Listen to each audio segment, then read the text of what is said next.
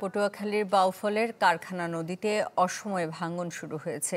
এরই মধ্যে বিলীন প্রায় 4টি গ্রাম। এ বিষয়ে আরও জানাতে সরাসরি যোগ দিচ্ছেন MK রানা। রানা, সেখানে পানি উন্নয়ন বোর্ডের কি ব্যবস্থা নিয়েছে জানাবেন? হ্যাঁ, সুস্মিতা, আপনাকে জানিয়ে রাখি আসলে পটুয়াখালীর বাউফল উপজেলার যে কাছিপাড়া ইউনিয়নটা রয়েছে, সেই ইউনিয়নে কিন্তু দীর্ঘদিন যাবত যে কারখানা নদীর ভাঙন সেটি কিন্তু অব্যাহত রয়েছে। বিগত সরকারের আমলে কিছু জায়গায় জিও ব্যাগ ফেলে অস্থায়ীভাবে যে ভাঙন রোধ করার চেষ্টা করা হয়েছিল, সেটা কিন্তু সম্পূর্ণ বিফলে গেছে। ফলে কিন্তু আবারও শুরু হয়েছে সেই নদীর ভাঙন। আপনার পিছনে যে দেখতে পাচ্ছেন কারখানা নদীর যে অবস্থা, সেই অবস্থা কিন্তু এখানে কিন্তু আসলে 5 থেকে 7টি বাড়ি ছিল। সেই বাড়ি কিন্তু অলরেডি কিন্তু আসলে নদীগর্ভে বিলীন হয়ে গেছে, এবং যে বাড়ির অবশিষ্ট যে বাড়িঘর রয়েছে, সেখানে কিন্তু তারা গাছপালা কেটে বাড়িঘর সরিয়ে নেওয়ার চেষ্টা চলছে তাদের মাঝে।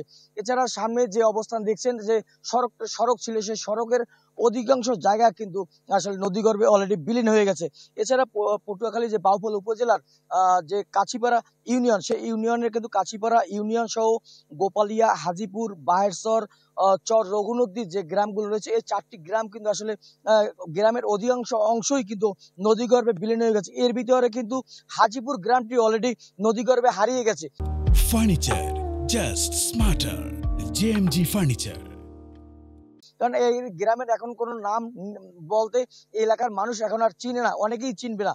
এছাড়া পটুয়াখালীর যে কাছিপাড়া ইউনিয়ন রয়েছে, এখানের যে শিক্ষা প্রতিষ্ঠান রয়েছে, সেই শিক্ষা প্রতিষ্ঠানে 4টি শিক্ষা প্রতিষ্ঠানে যে চর রঘুনদী সরকারি প্রাথমিক বিদ্যালয়, হিচ্ছেজাত সরকারি প্রাথমিক বিদ্যালয়, গোপালিয়া সরকারি প্রাথমিক বিদ্যালয়, এছাড়া যে গোপালিয়া মাদ্রাসা রয়েছে, সেই মাদ্রাসাও কিন্তু আসলে নদীগর্ভে বিলীন হয়ে গেছে। এখানে যদি আরেকটু কথা বলতে হয়, দীর্ঘদিন এই এলাকার মানুষের যে স্থায়ী বেড়িবাঁধ দেয়ার যে আসলে তাদের দাবি, সেটি কিন্তু আসলে তাদের কল্পনায় কিংবা তাদের আক্ষেপই রয়ে গেছে। সেটি যে কবে নাগাদ বাস্তবায়িত হবে সেটির অপেক্ষা কিন্তু স্থানীয় বাসিন্দারা। এই ছিল পটুয়াখালী থেকে ভাঙন কবলিত এলাকার যে কারখানা নদীর ভাঙন, সেখান থেকে সর্বশেষ। রানা, আপনাকে ধন্যবাদ। পটুয়াখালীর বাউফলের কারখানা নদীর পাড় থেকে আমাদের সাথে যুক্ত হয়েছিলেন MK রানা।